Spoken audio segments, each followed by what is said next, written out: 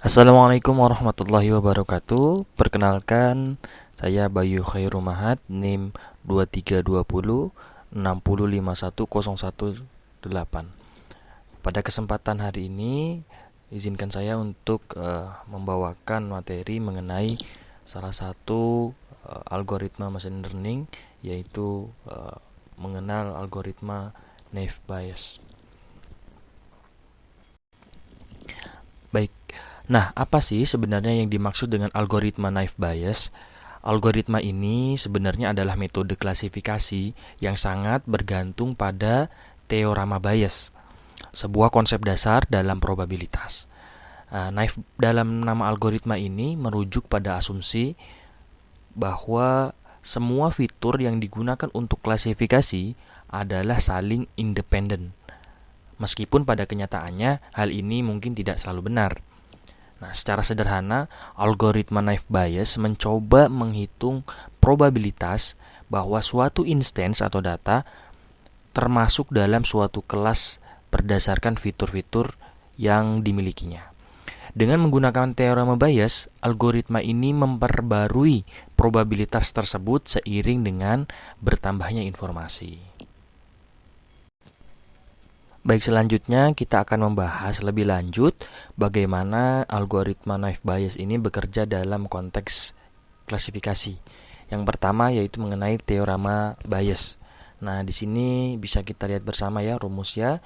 Nah, algoritma naive Bayes ini memanfaatkan teorema Bayes yang merupakan prinsip dasar dalam teori probabilitas. Teorema ini memungkinkan kita untuk menghitung probabilitas posterior atau setelah memperhitungkan informasi baru suatu peristiwa berdasarkan probabilitas sebelumnya dan probabilitas setelah ikut dari peristiwa tersebut. Nah, dalam konteks naive Bayes, kita dapat menggunakannya untuk menghitung probabilitas bahwa suatu instance atau data termasuk dalam suatu kelas, ya dalam suatu kelas tertentu berdasarkan fitur-fitur yang diamati. Nah, sebagai contoh, jika kita memiliki data pasien dan kita ingin menentukan apakah pasien ini memiliki flu berdasarkan gejala tertentu, nah teorema Bayes memungkinkan kita untuk menghitung probabilitas bahwa pasien tersebut benar-benar menderita flu setelah mempertimbangkan gejala-gejalanya. Yang selanjutnya itu kita membahas mengenai klasifikasi ya. Setelah kita memiliki model probabilitas ya, untuk setiap kelasnya, langkah selanjutnya adalah melakukan klasifikasi. Algoritma naive Bayes memilih kelas dengan probabilitas tertinggi sebagai prediksi. Nah, dengan kata lain, kita memilih kelas yang paling mungkin menghasilkan data yang akan diamati.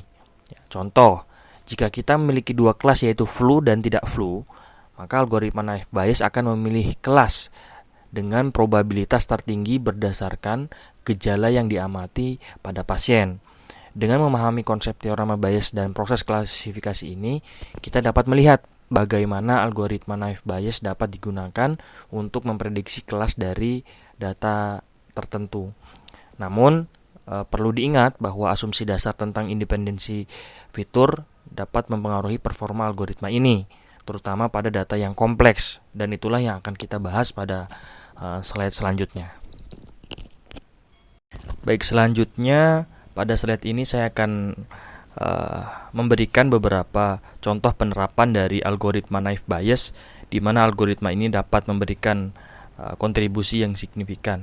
Yang pertama yaitu pada klasifikasi email spam. Nah, algoritma naive Bayes ini dapat digunakan untuk menentukan apakah sebuah email termasuk ke dalam email spam atau bukan. Nah, ini berdasarkan kata-kata atau pola teks ya tertentu yang muncul dalam teks email tersebut. Nah, hal ini membuatnya efektif dalam menyaring email yang tidak kita inginkan. Yang kedua, mengenai analisis sentimen. Dalam pemrosesan bahasa alami, naive Bayes dapat digunakan untuk menganalisis sentimen dalam teks. Nah, hal ini membantu kita dalam menentukan apakah suatu ulasan atau pesan memiliki sentimen positif, sentimen negatif, atau sentimen netral. Yang ketiga, yaitu dalam diagnostik medis. Nah, algoritma ini juga dapat diterapkan dalam diagnostik medis untuk memprediksi apakah seorang pasien memiliki suatu penyakit berdasarkan gejala atau parameter kesehatan tertentu. Nah, aplikasi-aplikasi ini menunjukkan bahwa algoritma ini sangat fleksibel ya dalam berbagai konteks dan membuktikan bahwa dapat diterapkan dalam berbagai bidang, mulai dari keamanan email hingga pengambilan keputusan di bidang kesehatan. Pada slide ini, mari kita eksplorasi kelebihan utama dari algoritma naive Bayes yang menjadikannya pilihan yang populer dalam berbagai konteks machine learning. Nah, yang pertama, sederhana dan efisien. Nah, algoritma naive Bayes ini dikenal dengan kesederhanaannya dan kemudahannya dalam implementasinya. Nah, ini membuatnya efisien, terutama untuk dataset yang berukuran kecil hingga sedang. Yang kedua yaitu cocok ya untuk data yang besar. Nah, kelebihan lainnya adalah keefisienan dalam mengklasifikasi data yang memiliki banyak fitur. Nah, algoritma ini dapat memberikan hasil yang baik bahkan pada dataset yang lebih besar. Nah, yang ketiga, baik untuk klasifikasi teks. Nah, terutama dalam klasifikasi teks, membuatnya menjadi pilihan yang umum digunakan untuk analisis teks dan klasifikasi dokumen. Nah, kelebihan-kelebihan ini memberikan kita gambaran mengapa algoritma naive Bayes ini sering dipilih, terutama ketika kita memiliki batasan waktu atau sumber daya dalam implementasi model machine learning. Namun, seperti pada setiap metode, penting untuk memahami kelemahannya juga yang akan kita bahas pada slide selanjutnya. Baik, selanjutnya seperti yang sudah saya sampaikan pada slide sebelumnya bahwa algoritma naive Bayes ini memiliki kelebihan yang signifikan. Namun tidak lupa untuk mempertimbangkan kelemahan atau batasan yang perlu diingat saat menerapkan metode ini. Yang pertama yaitu asumsi independensi. Ya, algoritma ini bergantung pada asumsi bahwa semua fitur yang digunakan untuk klasifikasi adalah saling independen.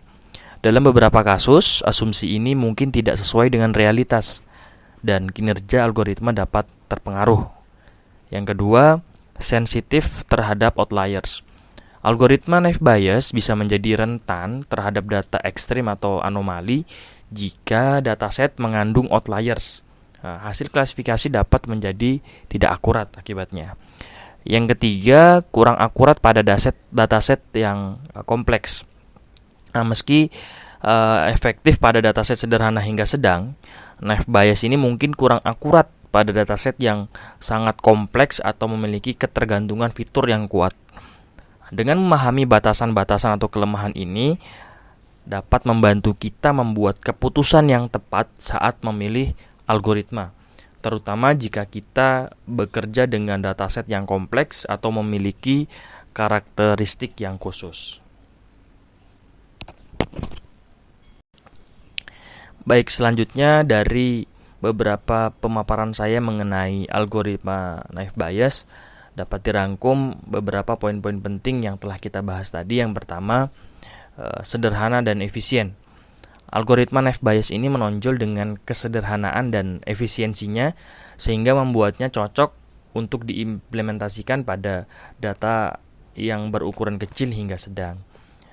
Yang kedua, aplikasinya luas, ya, dari klasifikasi email hingga analisis sentimen dan diagnostik medis. Ya, naive Bayes juga dapat diaplikasikan dalam berbagai konteks yang lain. Kemudian mengenai kelebihan dan kelemahan atau batasannya. Meski memiliki kelebihan seperti efisiensi dan kecocokan untuk klasifikasi teks, naive Bayes juga memiliki batasan atau kelemahan, terutama dalam hal asumsi independensi dan sensitivitas terhadap outliers. Dengan pemahaman yang baik tentang kelebihan dan batasan ini, kita dapat membuat keputusan yang lebih informan dalam memilih algoritma yang sesuai dengan kebutuhan proyek dan sifat dataset. Baik, selanjutnya jika ada feedback atau pertanyaan yang ingin disampaikan, bisa melalui fitur kolom komentar yang ada di bawah atau bisa melalui email saya yaitu bayumahat@gmail.com, sehingga kita bisa saling tukar pikiran, sharing, dan lain sebagainya. Baik, demikian pemaparan saya mengenai algoritma naive Bayes. Kurang dan lebihnya saya mohon maaf. Wallahul muwaffiq ila aqwamit thoriq. Wassalamualaikum warahmatullahi wabarakatuh.